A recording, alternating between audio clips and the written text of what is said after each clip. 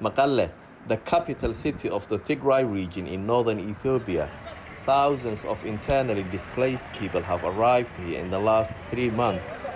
They are fleeing a war between government troops, Eritrean forces and local militias on one side, and the Tigray People's Liberation Front on the other. The conflict has devastated the local population. Hundreds have been killed in massacres, thousands have fled, and countless women and girls have been violently raped. I am one of the first foreign journalists to reach Tigray. At Mekelle's Aider hospital, doctors are overwhelmed by the number of rape victims seeking help. They say rape is being used as a deliberate weapon in this war. Now you're seeing many cases of rape daily in relation to the war. Yeah, where it's a dramatic increase in the number of cases. Almost all of them, they tell you that they are raped by soldiers. Victims of rape go to the Center for Women and Children within the hospital. Sister Mulu is the first point of contact. Since the war, how many patients have you seen roughly? Roughly 260. 260? Yes. In this clinic alone? Yes, since the war till now. Now? They are not knowing the person who raped, but it's as a group. They get many diseases. They acquire many diseases like HIV, like hepatitis, like STI. The women who reach the center often have serious physical wounds. A warning, the stories that you are about to hear are incredibly distressing.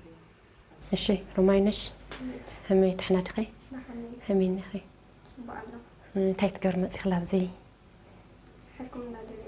حكمنا تاي خوينا تاي بتحكي زيت فلتي يا اخي تاي مهان فلتي يا اخي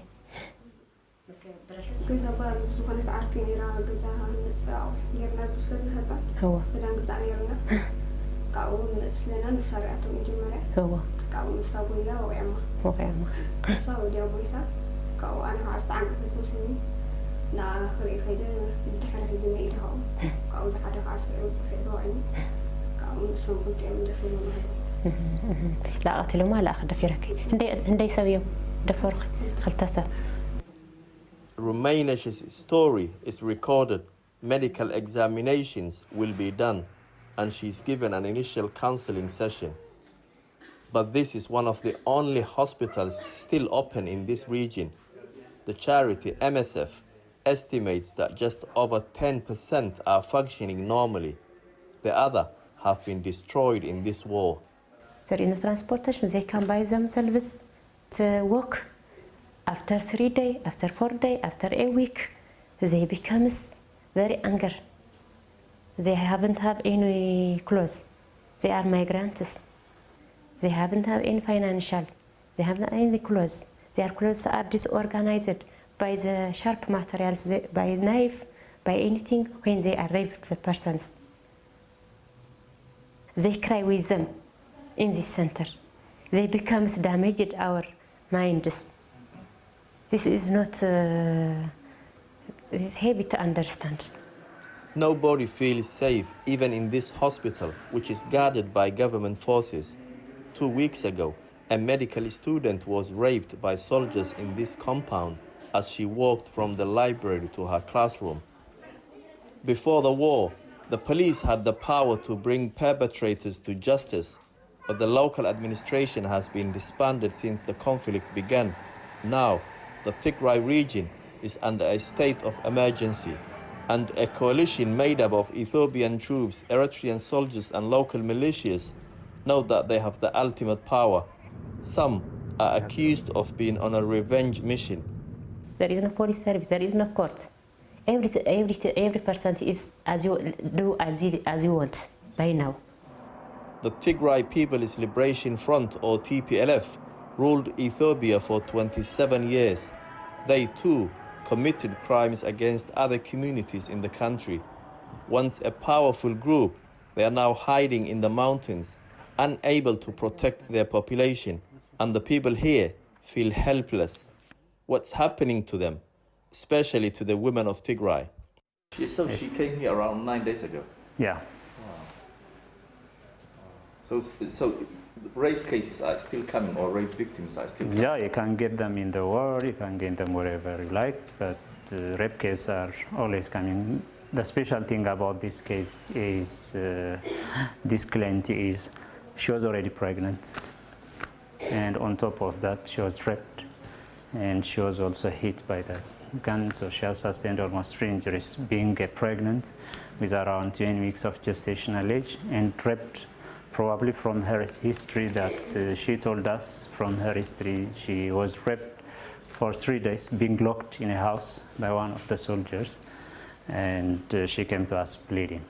This 19-year-old girl was working as a waitress and was stopped by soldiers on her way home.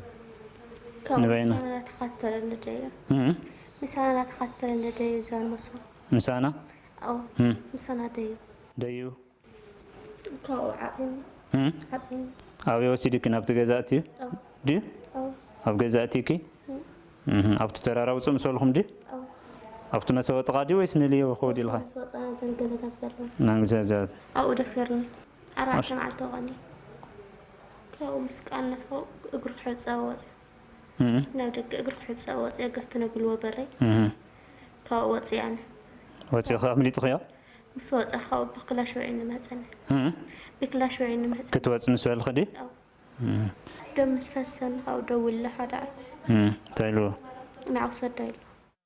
When he realized that she is bleeding, he called another soldier and he ordered him to take her and throw her on the road. Many of the victims are too traumatized to go back to their families. They fear the attackers will go after them.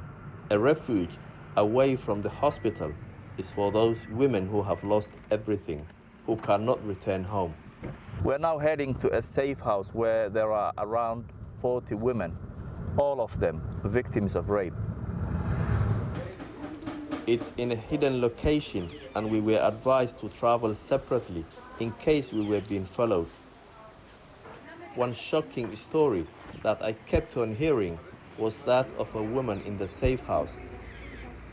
شعبي أسرائيل نمبر مجمرة لبساتشو يشعبي أسمون أنا قاعدة أنت لبساتشو عند أبي محمد تري لبس ناجو دفتر وبابو ويبرمنا أبو الناس نبر سدست سيتوت نبر وسلاسة ولدوش نيكو بونتو فايتورتشو كذا ولدوش لبساتشو ولدك مرتاستو نبكولات أنا لا أمستان لا بس ሲደፍር እንደገና ደግሞ ፎቶ እያነሳች ጫወትብን ነው ማታ እዚህ ካድራችሁ ገላችኋል አንድ ልጅ አገረድ ነበር የደፈራት This was the first time she was raped.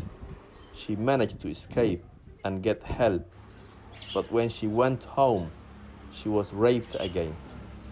Whilst trying to flee with her 12-year-old son, they and other women get caught again. እዝናታቸው አስወረዱና መርፌ ያመጡ እኔ ከነልጄ ነዛ ሁሉ መርፌ ተወጋ ላስቀጥ ረቆታቸው አጥቶ ይሄ ታስሮ እንደዚህ አንድ ዛፍ ላይ እና ድንጋይ ላይ ታስረ እንደዚህ በቃ ይሄኛው ያይሰራም ይወጅና ዱላም ተደበደበ መርፌም ተደምዘና አሰርቀት ሙሉ በራጫ የሬሳዎች አሉ ማት የሞቱ ሰው አለ ጅባት ሳበ አሞራ ጠጎ በሬሳው ላይ ነው የሚረማመደው ይጣጣሉ ልክ ግንኙነት ካረጉ እንዲወራ ለሞነው አትሰማለኝ ወደ ልጅ አፎ መዛዝራሉ ወደ ህፃኑ ልጅ በሶስት ቀን በኋላ እርጉዟን ኦፕሬሽን ነበር እንደተጨ ስታርፍ ልጇ መስጭው እሱንም በጥይት ወጥ ነበር ከሰነጣል ሱባ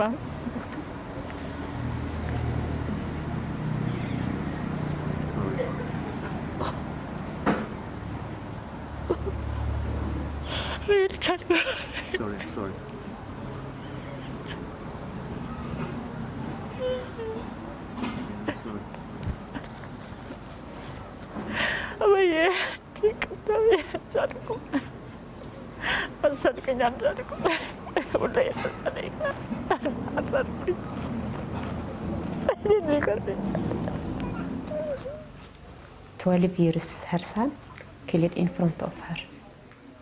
She crying when she remember him, her child, she crying. She is not stable. This is very painful service to us. How can I clarify it?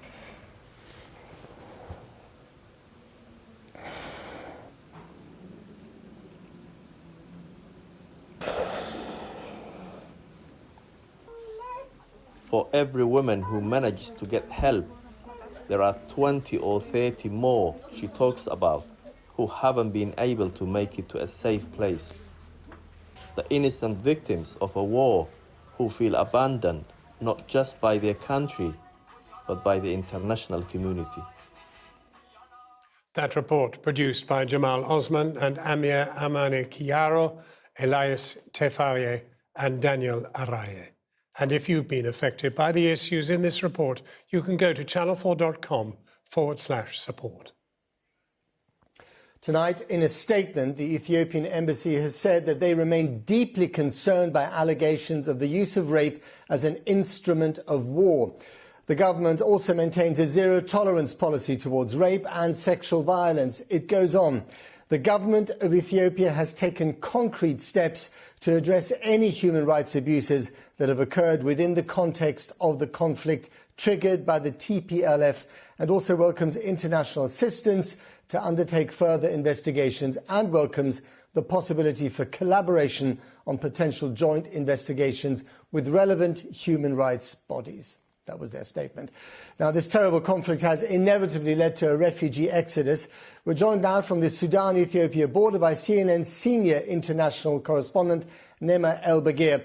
Nema, you've also heard, I wonder if you've also heard the kind of accounts that we saw in Jamal's report, and are people still fleeing across the border? We've certainly heard similar stories with regards to the perpetrators.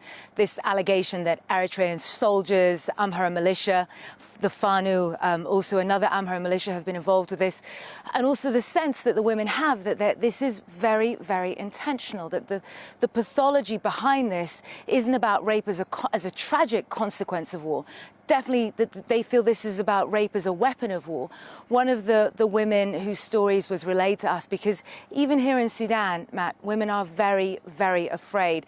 This was relayed to us through a doctor, said that when she was raped repeatedly by Ethiopian soldiers, she says she was told that her blood was being purified, that she was being Amharized. The Amhara, of course, another ethnic group involved in that conflict in Ethiopia. And for those who are familiar with what happened in the former Yugoslavia, with what happened in Darfur, which I covered, that has chilling overtones, that just a very similar feeling that these women aren't just part of a conflict to push the Tigrayans off the land.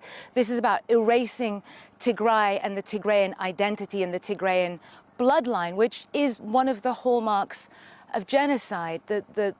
The sadness is that those stories are now even being stifled from reaching the world through one of the last safe havens, which was the passageways through here to Sudan. Back in December and November, thousands of refugees made their way here. A couple of days ago, we were told 12 made it. Today, 5 to 6. And we understand, not just from the refugees, but also from contacts within the Sudanese military, that is because there is a concerted effort by the Ethiopian military to block these refugees from safety and to keep their stories, the other side, hidden away in Tigray, Matt.